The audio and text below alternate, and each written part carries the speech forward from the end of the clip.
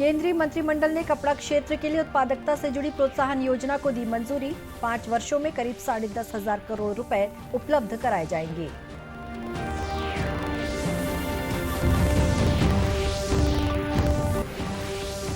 राज्य मंत्रिपरिषद की बैठक में कोदो कुटकी के उत्पादन को बढ़ावा देने के साथ ही अनेक प्रस्तावों को दी गई मंजूरी।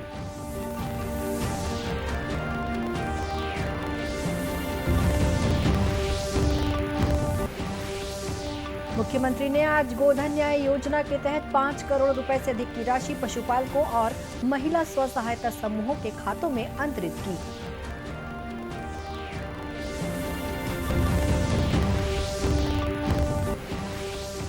और कोरिया जिले में स्थित गुरु घासीदास राष्ट्रीय उद्यान को टाइगर रिजर्व बनाने की मिली अनुमति। राज्य का दूसरा बड़ा टाइगर रिजर्व बनेगा।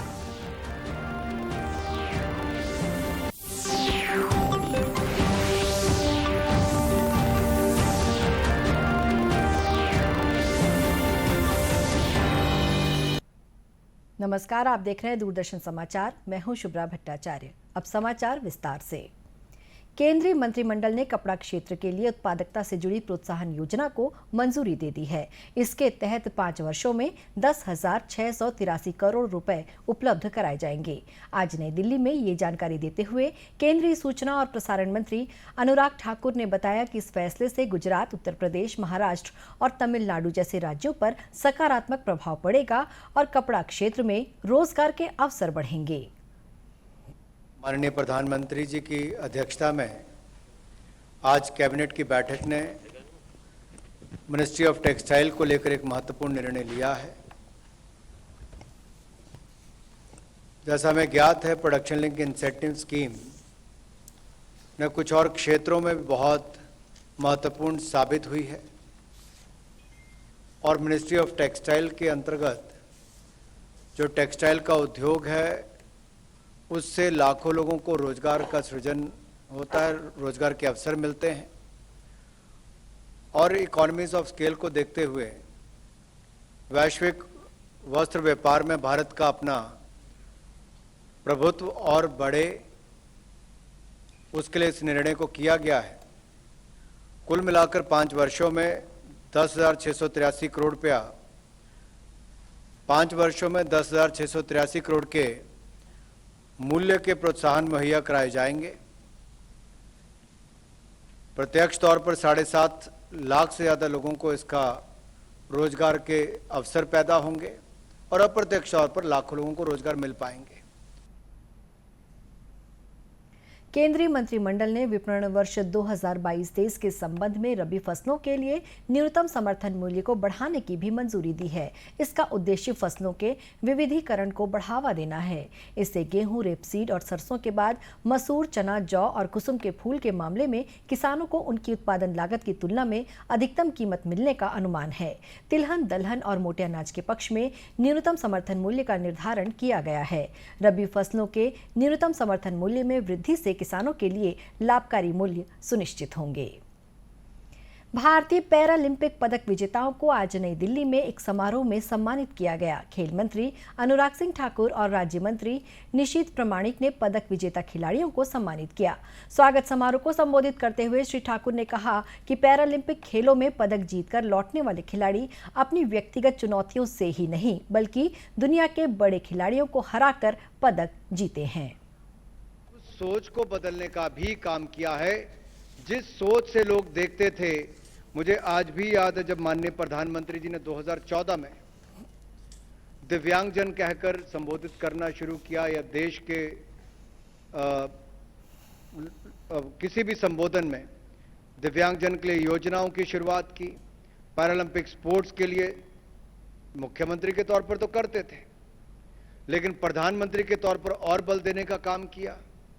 तो कहीं ना कहीं सोच केवल देश के प्रधानमंत्री के तौर पर नहीं बदली, उन्होंने तो जो करना था वो किया। सुविधाएं कोविड-19 के समय, कोविड-19 पैंडेमिक पूरी दुनिया के लिए बड़ी चुनौती थी। आपने कोविड-19 को भी हराया और बड़े से बड़े एथलीट को हराकर भी मेडल जीतने का काम किया है। गौरतलब है कि देश के खिलाड़ियों ने विभिन्न खेलों में टोक्यो पैरालंपिक खेल में 5 स्वर्ण, 8 रजत और 6 कांस्य सहित 19 पदक जीते हैं। राज्य मंत्री परिषद की बैठक आज मुख्यमंत्री भूपेश बघेल की अध्यक्षता में रायपुर में हुई। इस बैठक में अतिरिक्त जेल महानिरीक्षक के पद को मंजूरी दी गई। बैठक में लिए गए निर्णयों के बारे में जानकारी देते हुए वन मंत्री मोहम्मद अकबर ने बताया कि राज्य मंत्री परिषद ने मिलेट्स के तहत कोदो कुटकी के उत्पादन को बढ़ावा देने 177 करोड़ रुपए के प्रावधान पर अपनी सहमति जताई। लघु धान्य प्रदेश में मिलेट्स मिशन, इसके तहत अभी कोदो कुटकी रागी इसके फसल को प्रोत्साहन देने के लिए वर्तमान में जो नीति बनाने का फैसला हुआ है, इस समय 69,000 हेक्टेयर में ये फसल लिया जाता है। इसको बढ़ा के 1,86,400 करना है और जो उत्पादन अभी 3 से 4 क्विंटल प्रति हेक्टेयर है, उसको बढ़ा के 8 से 10 क्विंटल प्रति हेक्टेयर हो सके। तो मिशन मोड में मिशन के हिसाब से इसको आगे चल के लागू करना है और इसके लिए 170 करोड़ रुपए का 5 वर्षों में जो व्यय होगा उसका प्रावधान किया गया है। बैठक में दूधाधारी ट्रस्ट को 30 एकड़ जमीन देने पर सहमति बनी। इस जमीन के बदले एनआरडीआर को 18 करोड़ 68 लाख रुपए मिलेंगे। वहीं महिला स्व सहायता समूह की ऋण माफी तथा बसों का किराया 25% बढ़ाने के प्रस्ताव को मंजूरी दी गई। बीजापुर के एड़समेटा में हुई माओवादी वारदात की जांच न्यायिक रिपोर्ट भी बैठक में पेश की गई। श्री अकबर ने बताया कि प्रदेश में फिल्म सिटी बनाने नई फिल्म पॉलिसी को भी सहमति प्रदान की गई। राष्ट्रव्यापी टीकाकरण अभियान के अंतर्गत देश में अब तक 70 करोड़ 75 लाख से अधिक कोविड टीके लगाए गए। स्वास्थ्य मंत्रालय ने बताया कि पिछले 24 घंटों के दौरान 78,47,000 से अधिक कोविड रोधी टीके लगाए गए।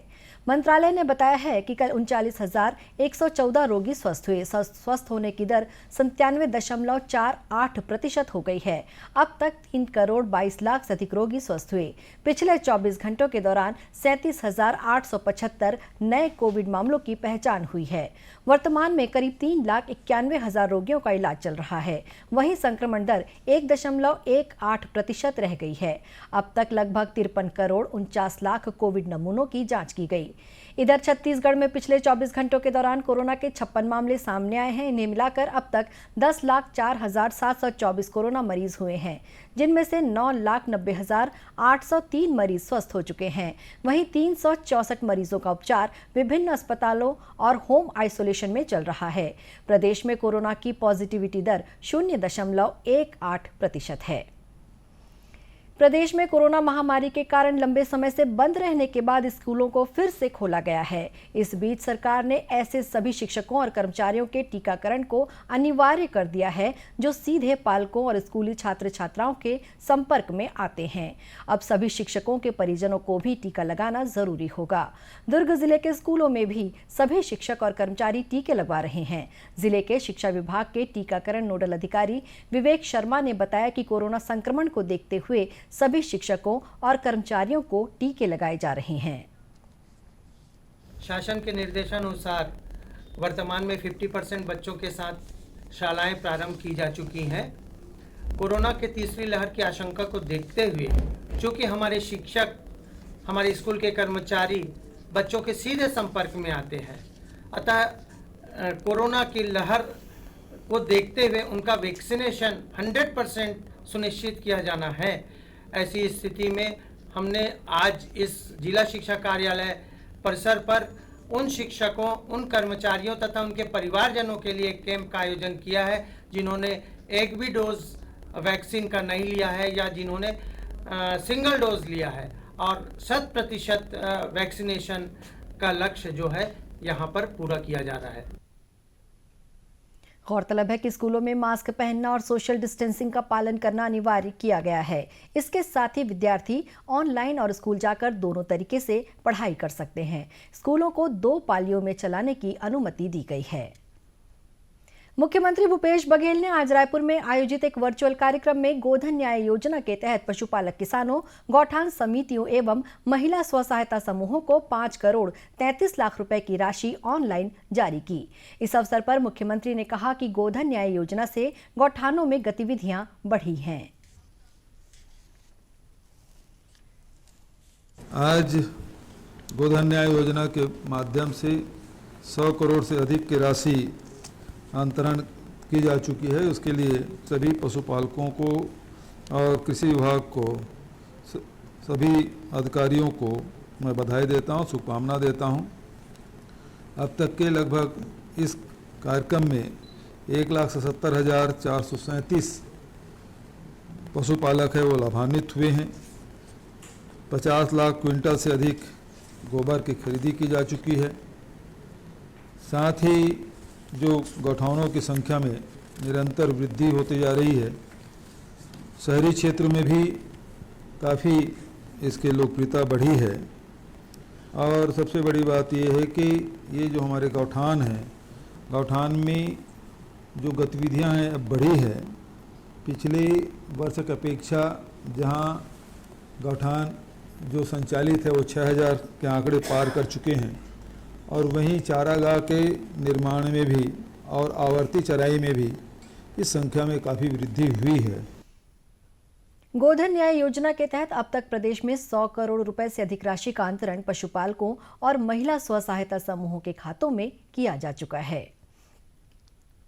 कोरिया जिले में स्थित गुरु घासीदास राष्ट्रीय उद्यान को टाइगर रिजर्व बनाने की अनुमति राष्ट्रीय बाघ संरक्षण प्राधिकरण ने दे दी है। अचानकमार टाइगर रिजर्व के बाद राज्य का दूसरा बड़ा टाइगर रिजर्व होगा, जो गुरु घासीदास नेशनल पार्क बैकुंठपुर और तमोर पिंगला अभ्यारण्य को मिलाकर बनाया जाएगा।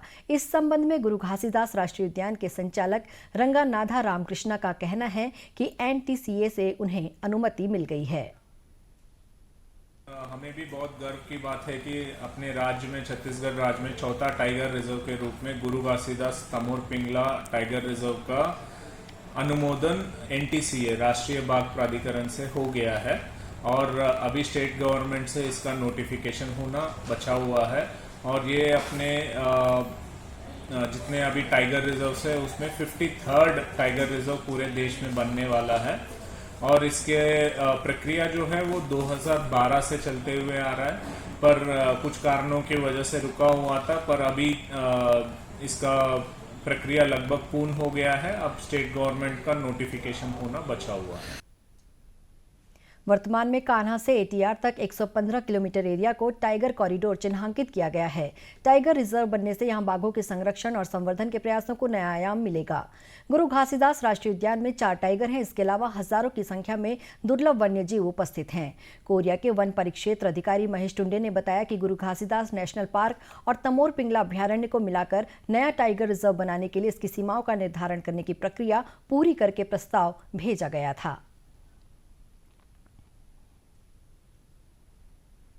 हमारे गुरु घासी नेशनल पार्क में वन प्राणी जैसे टाइगर है, टाइगर का मूवमेंट रहता है यहाँ पे, और तेंदुआ का रहता है यहाँ पे, और अनेक वन प्राणी की यहाँ पे गतिविधि चलती रहती है, जिसकी वजह से हम सुरक्षा के दृष्टि से काफ़ी हमारे कर्मचारी 4 टैकर्स लगे हैं, 4 टाइगर वॉचर भी लगे हैं। उसका मूवमेंट हम लोगों को दिन प्रतिदिन लगातार हमको जानकारी हमारे परिषद कार्यालय में मिलती रहती है। गुरु घासीदास नेशनल पार्क कोरिया जिले के बैकुंठपुर सोनत मार्ग पर 5 किलोमीटर की दूरी पर स्थित है। 2001 से पहले ये संजय गांधी नेशनल पार्क का हिस्सा था। इसके अंतर्गत 35 राजस्व गांव में चेरवा, पांडव, गोड़, खैरवार और अगरिया जनजातियों के लोग निवास करते हैं। महासमुंद वन परिक्षेत्र के ग्राम बंदोरा में हाथी के हमले से एक व्यक्ति की मौत हो गई है। अचानकपुर निवासी नारायण साहू एक व्यक्ति के साथ झलक गया था। शाम को वापस घर लौटते समय ग्राम बंदोरा में नारायण साहू के सामने हाथी आ गए। हाथी को सामने देखकर दोनों मोटरसाइकिल सवार दहशत में आ गए। उन्होंने वापस लौटना चाहा, मगर हाथी ने उन पर हमला कर दिया। महासमुंद जिले के वन परिक्षेत्र अधिकारी सालिग्राम डटसेना ने बताया कि 4 हाथियों की उपस्थिति की सूचना है। कल सुबह 8:16 में मेरे द्वारा जो अपना सोशल मीडिया ग्रुप है उसमें वहां बंदोरा खिरसाली में हाथी के मूवमेंट की जानकारी वायरल किया गया था, और संबंधित क्षेत्र में इसका सूचना भी दिया गया था हमारे स्टाफ के माध्यम से। कल शाम को 6:30 बजे ग्राम अचानकपुर के निवासी हैं, वो झलक गए थे राजकुमार के साथ, नारायण साहू, और झलक से वापस लगभग 6:30 बजे जब बंदोरा के पास पहुंचे तो बंदोरा से लगा हुआ जो जंगल एरिया है, वहीं से लगा स्कूल है, वहीं पर हाथी जो है मोटरसाइकिल सवार उस साहू जी को घायल किया, उठा के पटक दिया और उसी समय उसकी जो है वहीं पे मौत हो गई। राजकुमार जो है मोटरसाइकिल के नीचे दब गया था और वो भाग कर अपनी जान बचाया। वन विभाग के अधिकारियों ने हाथी के हमले से मारे गए व्यक्ति के परिजनों को 25,000 रुपए की आर्थिक सहायता प्रदान की है। इसी के साथ ये समाचार बुलेटिन समाप्त हुआ। नमस्कार।